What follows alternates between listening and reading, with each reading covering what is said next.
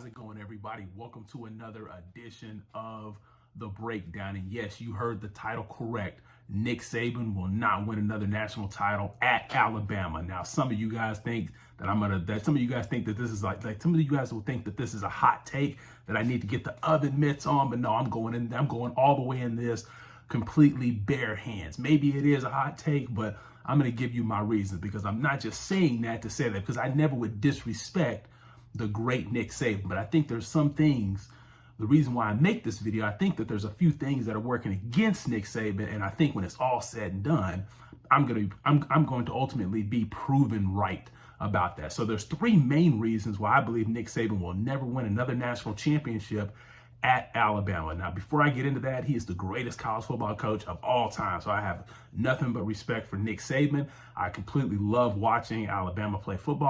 I love their style of football ever since Nick Saban has been there. But let me lay out the three reasons why I believe Nick Saban will never win another national championship at the University of Alabama. Now, I'm not saying Alabama won't win another national championship. They're a blue blood. They will. But I don't believe Nick Saban will. The first one is age. Nick Saban is 70 years old. So how much more longer is Nick Saban going to coach? I don't think Nick Saban's got another 6 or 7 years in him. Maybe he does, but I don't believe he has another 6 or 7 years in him. He's 70 years old. And the thing is that if you told me Nick Saban was going to be, if I knew that Nick Saban was guaranteed to be coaching for another 10 or 15 years, wouldn't even put this video up. This would not even be my opinion, as hence the name of the show, correct? So I just don't believe Nick Saban is going to be coaching that much more longer. He's 70 years old. He'll be 71 come this October for the 2022 season.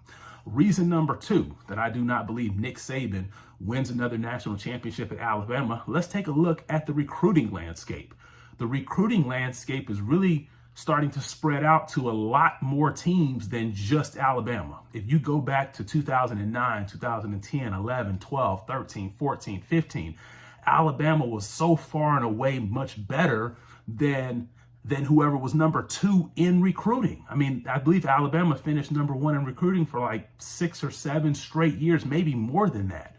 And each one of those years, they were far and away way better than whoever was number two, because Alabama was getting the majority of the 5-star recruits. I mean, they when I say they were getting the majority of the 5-star recruits, yeah, the 5-star recruits, they've always spread out to different blue bloods or whatever team happens to be hot at that particular time. But Alabama was getting 5 or 6 5-star recruits in a class. I believe one time they had like 6, 7, or 8 5-star recruits in a particular class. Here recently, you've seen teams like Georgia start to come up. I can't even talk. You've basically seen a program. You've basically seen a program like Georgia over the last couple of years that have actually had better recruiting classes than Alabama, and Georgia is starting to get their fair share of more of those 5-star recruits that otherwise would have went to Bama in the past whenever Kirby Smart was an assistant at Bama. Clemson's not going anywhere. We've basically seen Clemson emerge within the last 7 years in college football. So I don't believe Clemson's going anywhere. As long as Dabo's there, I don't believe Clemson's going anywhere. You now have Lincoln Riley back out on the West Coast. So from an offensive standpoint, because I don't think Lincoln Riley is really going to get a lot of highly rated defensive players, but offensive players, I believe Lincoln Riley will definitely get his share of the 5-star and the high rated 4-star recruits on the offensive side. I don't think Oklahoma's going anywhere. And now you have Sarkisian in Texas, who looks to also be upping his recruiting as well. And then we can't forget about Texas A&M. So basically from that standpoint, I'm not saying Alabama's not going to get recruits. That's not what I'm saying.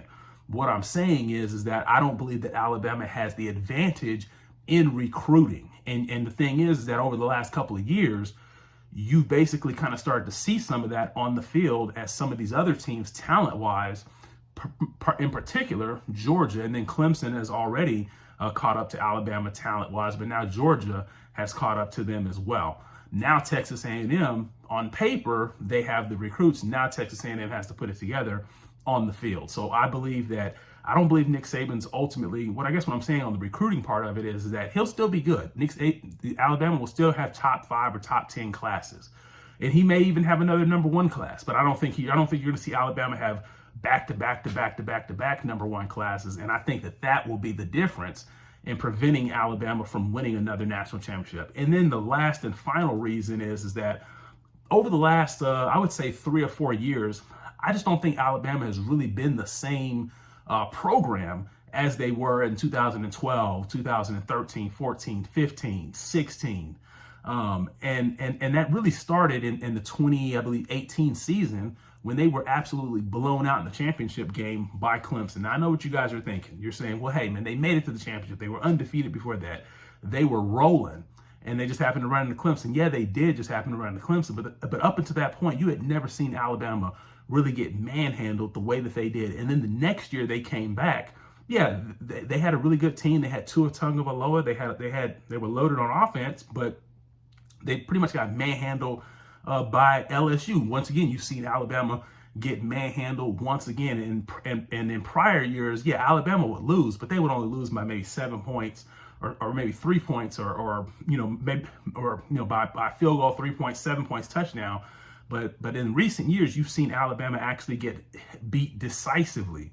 And then obviously this past year in 2021, they got beat by Texas A&M. I know they did beat Georgia. That surprised a lot of people, but to me, that was really more so just a fluke. Georgia obviously was the better team from the get-go, and we saw that in the championship game. Now, I know what you guys are thinking. You're saying, well, what about the 2020 season? Alabama won the 2020 season. But let's be honest, folks. Yes, they did win, and they have a banner hanging up. You can never take it away from them. But at the end of the day, that 2020 season was kind of a fluke year. It was a weird year. I don't feel like a lot of college programs really cared about it because of the circumstances. Because of, the Pac-12 they didn't even play half a season. The Big Ten didn't play half a season. When they played Ohio State, yeah, they played an Ohio State team that beat Clemson, but that Ohio State team was not a well-oiled machine because they didn't have as many games under their belt as an Alabama did. Yeah. Like I said, you could say the same thing when Ohio State beat Clemson because Clemson played a full season and Ohio State didn't. But everybody knows that when you play 6 or 7 games, or when you're at the 6 or 7 game mark in college football, you're still kind of up and down as a team.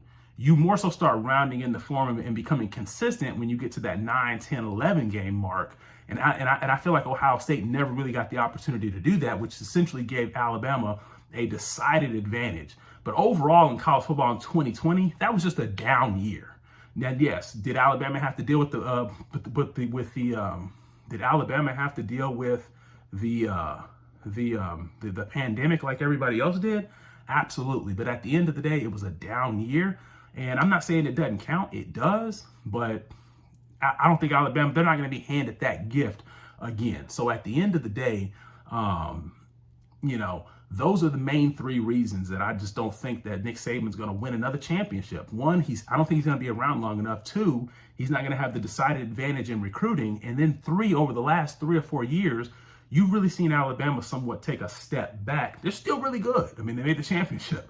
But you've seen them take a step back where they're not so much more dominant over their competition as they used to. And you saw that in 2021. Offensive line was bad. They had to rely on a receiver that couldn't even play at Ohio State to be their best receiver of the season.